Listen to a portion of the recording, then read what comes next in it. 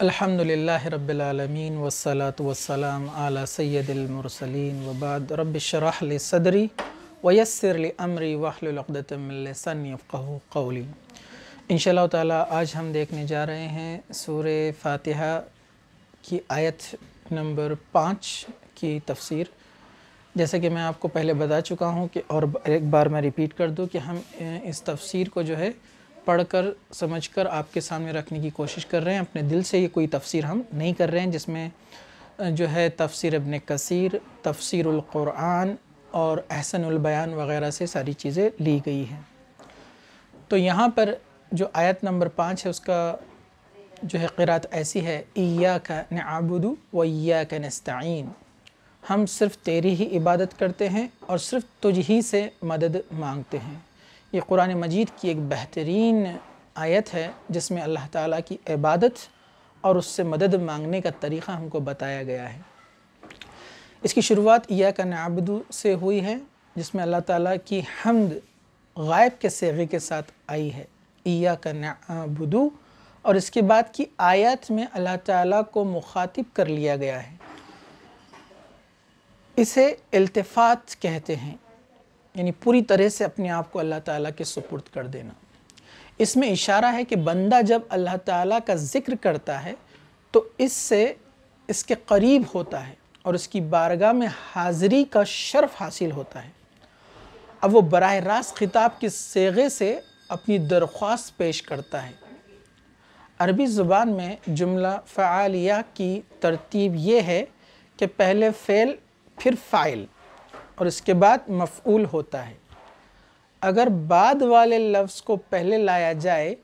تو اس کلام میں تخصیص یا حصر پیدا ہو جاتا ہے، مطلب وہ درست نہیں ہوتی ہے۔ ایاک نعبد اصل میں نعبدک، ہم تیری عبادت کرتے ہیں، یہ تھا۔ مفعول کاف ضمیر کو نعبدو سے پہلے لایا گیا ہے، ایاک نعبدو ہو گیا،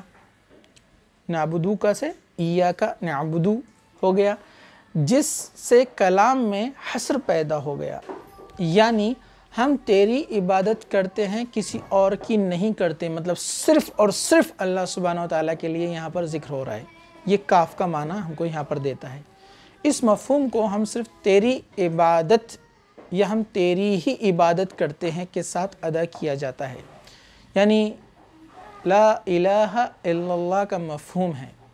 یعنی عبادت کے لائق اللہ تعالیٰ ہی ہے، دوسرا کوئی نہیں ہے۔ عبادت کے معنی کسی کو غیر طاقتوں کا مالک سمجھ کر اس سے انتہائی درجے کی محبت کے ساتھ اس کے سامنے انتہائی درجے کی عاجزی، ذلت اور خوف ہے۔ یہ حق صرف اللہ سبحانہ وتعالیٰ کے لیے ہے۔ اسلام نے بندوں کو ایسی ہر غلامی سے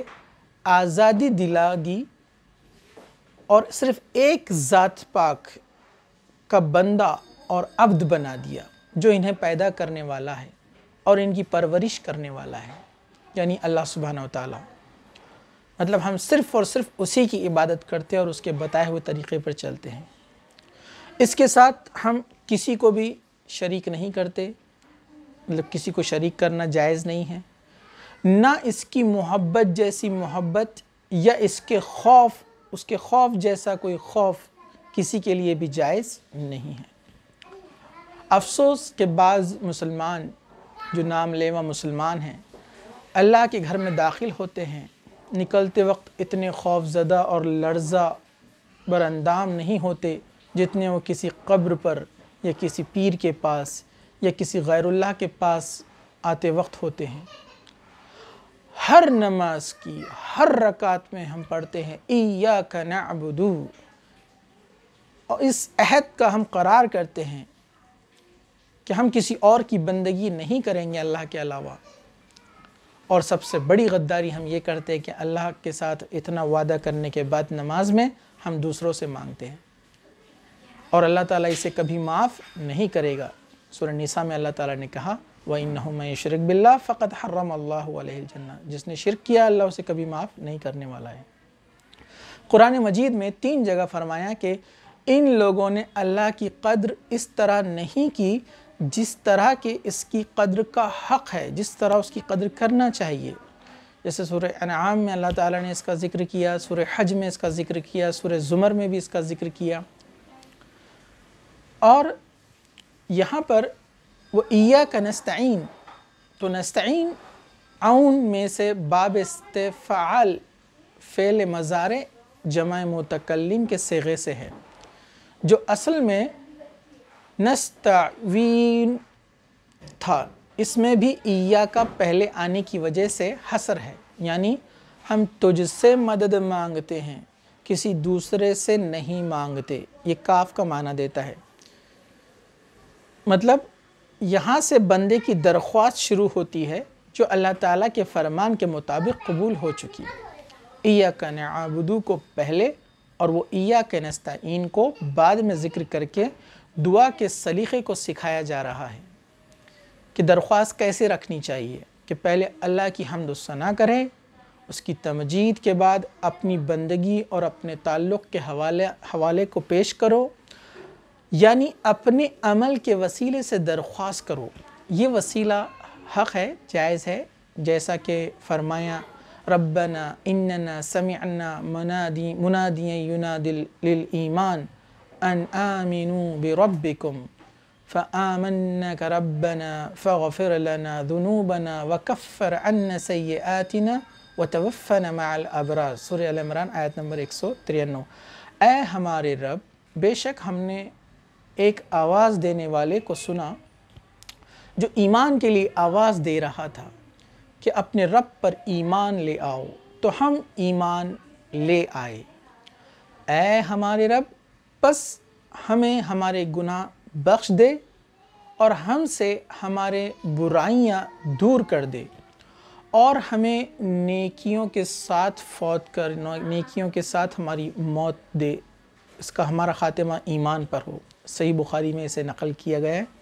کہ غار میں جو 3 لوگ پھنسے تھے، وہ تینوں آدمیوں کا قصہ بھی اسی کی دلیل بنتا ہے کہ اللہ تعالیٰ کے لیے اخلاص سے کیے ہوئے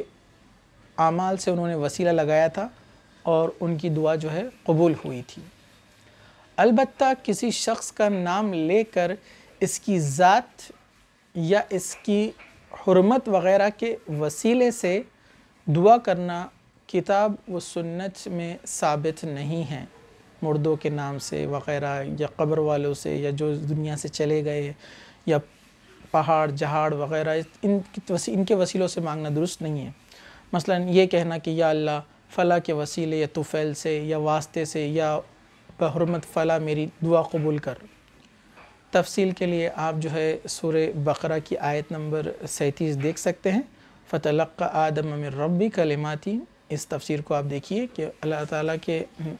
نے آدم علیہ السلام کو دعا سکھائی اور اللہ تعالیٰ نے ان کی دعا کو جو ہے قبول کیا۔ اس کی ڈیٹیل آپ کو وہاں پر مل جائے گی۔ ایاک نعبد کے بعد وہ ایاک نستعین لانے میں یہ سبق بھی ہے کہ آدمی یقین رکھے کہ وہ کوئی بھی نیکی اللہ تعالیٰ کی مدد کے بغیر نہیں کر سکتا، اور مکمل طور پر اللہ کے سامنے بے بس اور بے اختیار ہونے کا عقیدہ رکھے، اور اس کا اظہار وہ اقرار بھی کرے، یعنی ہم صرف تیری ہی عبادت کرتے ہیں اور صرف تجھ ہی سے مدد مانگتے ہیں، تمام کاموں میں، ہر چیز میں، مطلب تیری مدد کے بغیر نہ ہم تیری عبادت بھی کر سکتے ہیں نہ کچھ اور۔ اس لفظ میں اللہ پر توکل اور اپنے تمام کام اس کے سپرد کرنے کا اعلیٰ ترین ایک سبق ہم کو یہاں پر ملتا ہے۔ بعض سلف نے فرمایا فاتحہ قرآن کا خلاصہ ہے، اور ایاک نعبد و ایاک نستعین یہ سورہ فاتحہ کا خلاصہ ہے، کیونکہ ایاک نعبد کہنے سے انسان شرک سے بری ہو جاتا ہے، اور وہ ایاک نستعین کہنے سے وہ اپنی قوت، اپنی طاقت اور اختیار سے خالی ہو کر صرف اللہ سبحانہ و تعالیٰ پر توکل و اعتماد کا اقرار و اظہار کرتا ہے۔ یہاں پر اس استعانت سے مراد ان کاموں میں مدد طلب کرنا ہے جن کا اختیار اللہ تعالیٰ نے صرف اپنے بندوں پر رکھا ہے، کسی مخلوق کو ان کا اختیار نہیں دیا گیا ہے۔ مثلا معالج دعا دے سکتا ہے مگر شفا صرف اللہ تعالیٰ کے پاس ہے، علاج کرنے والا معالج، مطلب اس کے ہاتھ میں کوئی خیر نہیں ہے، وہ اللہ تعالیٰ کے ہاتھ میں ہے۔ کوئی روپیہ پیسہ دے سکتا ہے مگر غنی یا فقیر کر دینا یہ اللہ تعالیٰ کے ہاتھ میں ہے۔ طبیب، ڈاکٹر جو ہوتا ہے وہ علاج کر سکتا ہے مگر شفا اللہ تعالیٰ کے ہاتھ میں ہے۔ اولاد کا نوازنا اللہ تعالیٰ کے ہاتھ میں ہے۔ فوج آدمیوں اور اصلاح سے ایک دوسرے کی مدد ہو سکتی ہے مگر فتح و شکست اللہ تعالیٰ کے ہاتھ میں ہے۔ غرض دنیا کے ظاہری اسباب و وسائل جو انسانوں کو عطا کیے گئے ہیں ان میں ایک دوسرے سے مدد مانگنا بھی جائز ہے، ایک دوسرے کو مدد دی جا سکتی ہے، مدد مانگی جا سکتی ہے، مدد کو دیا جا سکتا ہے، اور ایسا کرنا بھی لازم ہے کیونکہ خیر کے کاموں میں ایک دوسرے کی مدد کرنا بھی چاہیے، کیونکہ قرآن مجید میں سورہ المائدہ آیت نمبر 2 اللہ سبحانہ وتعالی نے فرمایا وَتَعَاوَنُوا عَلَى الْبِرِّ وَالتَّقْوَى، نیکی اور تقوی پر ایک دوسرے کی مدد کیا کرو۔ یہ بھی افسوس کہ بعض لوگ ان ہستیوں کو مدد کے لیے پکارتے ہیں جو سنتے ہی نہیں ہیں، نہ پاس موجود ہوتے ہیں، اور ایسی چیزوں کو سے مدد مانگتے ہیں جو اگر وہ زندہ ہو یا سن رہے ہو تب بھی ان کے اختیار میں وہ ساری چیزیں نہیں ہیں۔ کتنا ظلم ہے کہ نماز کی ہر رکعت میں ہم بولتے ہیں وَإِيَّاكَ نَسْتَعِينُ، صرف تجھ ہی سے مدد مانگتے ہیں، اس بات کا ہم اقرار کرتے ہیں، اظہار بھی کرتے ہیں، پھر غیر اللہ سے مدد مانگنے کے لیے چلے جاتے ہیں۔ مثلا کچھ لوگ بولتے ہیں یا رسول اللہ اغیثنی، اے اللہ کے رسول میری مدد کیجئے، اے مولا علی شیر خدا میری کشتی کو کنارے لگا دیجئے، یا علی المدد کے نعرے لگاتے ہیں، یا غوث اعظم کے نعرے لگاتے ہیں، یا مدد کن یا معین الدین چشتی کے نعرے لگاتے ہیں۔ غرض صرف اللہ تعالیٰ سے مدد مانگنے کے عہد و قرار کے بعد غیروں کو رب، غیر اللہ کا مطلب ہوتا ہے اللہ کے علاوہ جو بھی ہے، تو کسی سے بھی ہم مدد مانگ نہیں سکتے، یہ سب شرک ہے، کیونکہ تمام اختیارات کا مالک جو ہے وہ اللہ سبحانہ وتعالی ہے، اللہ کے علاوہ کسی کے پاس بھی کوئی اختیار نہیں ہے۔ یہاں ایک سوال یہ بھی ہے کہ ایاک نعبد سے آخر فاتحہ تک دعا کرنے والا جمع کے صیغے سے دعا کرتا ہے، جبکہ دعا کرنے والا ایک ہی اس لیے واحد کا صیغہ ہونا چاہیے تھا۔ اگر جمع کا لفظ تعظیم کے لیے مانا جائے تو یہ دعا کی مناسب نہیں ہے۔ جواب اس کا یہ ہے کہ بندہ اپنی انتہائی تواضع کی وجہ سے اللہ تعالیٰ کی اعلیٰ بارگاہ میں اپنی درخواست کو اکیلا پیش کرنے کی جرأت نہیں کرتا، بلکہ تمام عبادت کرنے والے جن و انس اور فرشتوں کے ساتھ مل کر پیش کرتا ہے کہ ہم سب جن میں تیرا یہ عاجز بندہ بھی ہے تیری ہی عبادت کرتے ہیں اور تجھ ہی سے مدد مانگتے ہیں۔ تو یہاں ایک خاص نقطہ یہ ہے، اس کو یاد رکھیے۔ بعض اہل علم نے یہ حکمت بیان فرمائی کہ جمع کے صیغے میں ایک لطیف تواضع پائی جاتی ہے، وہ یہ کہ واحد کے صیغے میں مطلب سنگولر میں اپنی کچھ بڑائی کا اظہار ہوتا ہے جو جمع کے صیغے میں نہیں ہوتا ہے۔ جیسے ہم کہتے ہیں نا میں نے کیا، تو اس میں تھوڑا سا تکبر جیسا کچھ بڑا پر نظر آتا ہے، جبکہ ہم کہتے ہیں کہ ہم نے کیا تو اس سب کے لیے جو ہے ڈسٹریبیوشن ہو جاتا ہے ورکنگ میں، تو اس میں تھوڑی عاجزی آ جاتی ہے۔ بعض مفسرین نے اس میں یہ حکمت بیان فرمائی کہ ہر مومن دوسرے مومن کے ساتھ ایک جسم کے مانند ہے اور ہر مومن تمام مومنوں کی نمائندگی کرتا ہے، یعنی وہ اپنی جب دعا کرتا ہے مطلب تمام لوگوں کے لیے دعا کرتا ہے، اس لیے وہ اکیلا ہی تمام مسلمانوں کی طرف سے عرض کرتا ہے کہ ہم سب صرف تیری ہی تعریف کرتے ہیں اور صرف تجھ ہی سے ہم مدد مانگتے ہیں۔ رسول اللہ صلی اللہ علیہ وسلم نے فرمایا المؤمنون تتکافی دماؤہم ویسعی بذمتہم ادناہم وہم یدعو علی من سواہم۔ ایمان والے لوگ ان کے خون آپس میں برابر ہوتے ہیں،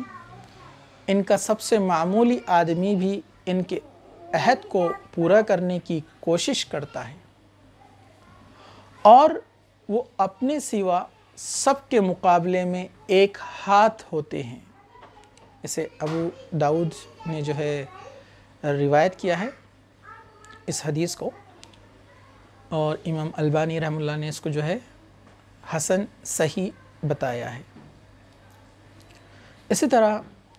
ایاک نعبد و ایاک نستعین سے یہ بات بھی معلوم ہوتی ہے کہ عبادت و استعانت کی بہترین صورت اجتماعی عبادت و استعانت ہے، اس لیے اللہ تعالیٰ نے ان دونوں کی جامع صورت نماز کو باجماعت ادا کرنے کا حکم دیا ہے۔ وَأَقِيمُوا الصَّلَاةَ وَآتُوا الزَّكَاةَ وَارْكَعُوا مَعَ الرَّاكِعِينَ سورہ بقرہ آیت نمبر 43، اور نماز قائم کرو اور زکوٰۃ دو اور رکوع کرنے والوں کے ساتھ رکوع کرو۔ مطلب نماز جماعت سے پڑھنا یہ اہم ہے، یہاں اس کا جو ہے ہمیں ذکر ملتا ہے۔ وہ ایاک نستعین میں ذکر نہیں فرمایا کہ کسی کام کے لیے مدد مانگتے ہیں تاکہ وہ عام رہے، مقصد یہ ہے کہ ہم کام میں تیری مدد مانگتے ہیں، صرف تیری ہی مدد مانگتے ہیں، یہ عام یہاں پر جو ہے بیان کیا گیا ہے۔ تو یہ چند نکات تھے جو مختصر جو ہے دیگر تفاسیر سے میں نے آپ کے سامنے پیش کیے۔ اللہ سبحانہ وتعالیٰ سے دعا ہے کہ اللہ سبحانہ وتعالیٰ ہمیں صرف اور صرف اس کا عاجز بندہ بنائے اور صرف اسی سے مانگنے والا بنائے جب تک زندہ رکھے، اسلام پر زندہ رکھے، خاتمہ ایمان پر ہو۔ آخر دعوانا الحمدللہ رب العالمین۔ انشاءاللہ اس کا آگے کی تفسیر جو ہے اگلے ویڈیو میں جاری رہیں گی۔ جزاک اللہ خیر۔